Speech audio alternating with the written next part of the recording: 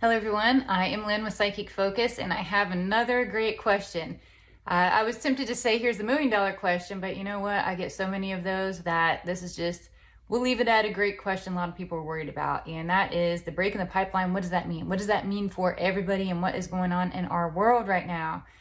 And before I get started, please go in and like, subscribe, all those things really helps me out. Okay, so this question. Lynn, can you do a reading on the Nord Stream gas pipeline between Russia and Germany? Several pipelines recently started leaking due to explosions. Many things point to the U.S. being responsible, and Bidet even said earlier this year that the pipeline would be destroyed if Russia invaded the Ukraine. There's been a massive demonstration in Germany for the past few weeks for the opening of the pipeline, Nord Stream 2, to mitigate the energy crisis. Coincidence? I think not.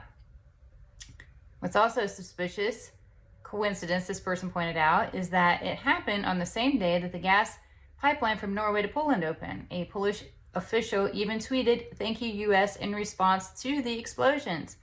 So where do I see this leading in the geopolitical game? How will Russia react? Do you see the pipelines being repaired in the foreseeable future? And how do you think this will affect the U.S.-German relations? Okay, so much going on here. Let's just start tackling it bit by bit. And I have my reading that I worked on earlier in front of me, so I'll just go point by point and we'll talk about it here.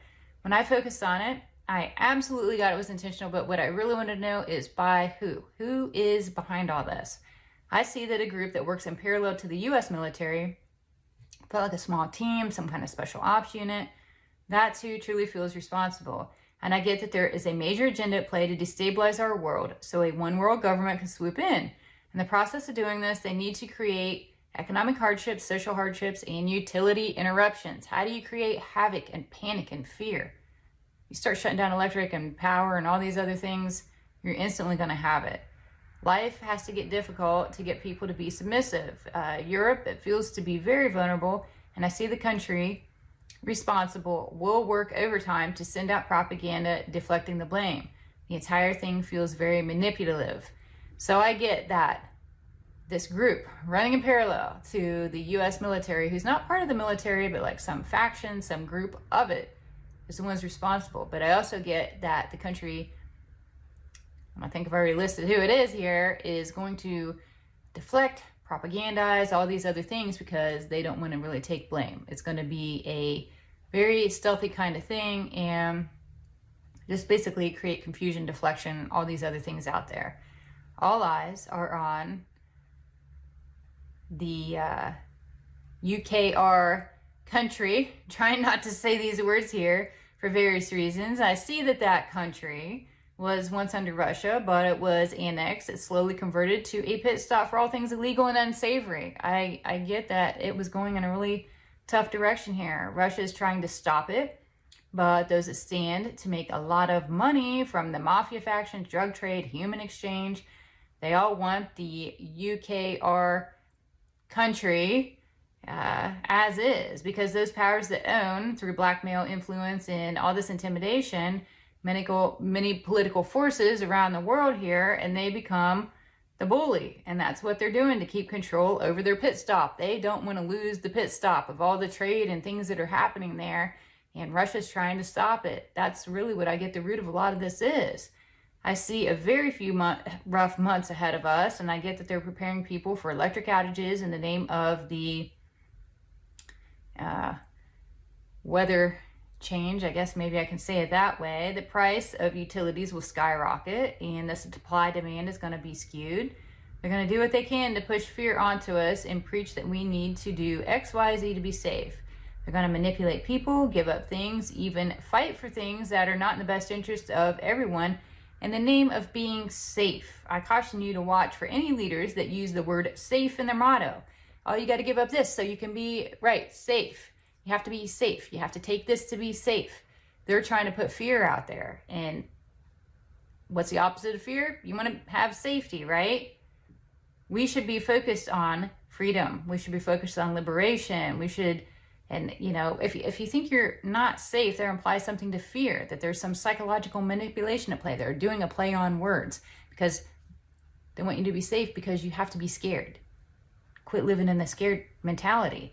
Be concerned, yes. Be informed, yes. Be knowledgeable, yes. Think about redirection, decisions you have to make, all those things, very important, yes. But don't fall into the fear paradigm where they're going to trap you with this word safety, where you give up everything just in this idea of a word that's being planted in your mind. The pipeline disruptions, they create more struggles on the people. They want people weak. They want people needing the government. People are much easier to control during hard times. There's a point where things go so far that once all's lost, people turn to animal instincts, but they're smart enough to keep enough programs out there to avoid that, because when people lose everything, they become renegade. They become ruthless. They become, it brings a fight out of you. You either fight to survive or you completely give up. But they're smart enough to keep enough social programs out there that you just are barely making it, and that's what they're doing. And it's pretty smart, actually. I see a lot of games with this being played. So watch for more intentional acts, such as exactly what's happening here. I foresee this being just the beginning, and Russia isn't going to tolerate it. And they're indeed stoking a war, which the powers actually want. And I sense that Russia's going to retaliate, but they're going to be kind of coy in their tactic. They don't see them as blatant. All in all, we need to really pray for this area. The powers, they just don't care. They're going to do what they can do to preserve their pit stop at all costs. Germany's definitely going to take a different stance, and I see lots of symbolism parallel to World War II emerging. I mean, it's scary, but it's out there. I mean, just do a little research and you will see it for yourself. It's very, very enlightening. So, if these powers, they don't stop, it's going to be very difficult to come back. So it is concerning. Just be prepared. Don't live in fear. Be prepared. Very different mindset. And that's all I have for this reading. I want to thank you so much for listening. Please feel free to leave a comment, like, and share my work. Really helps me out. Again, I'm Lynn with Psychic Focus at psychicfocus.blogspot.com. Thank you. Bye.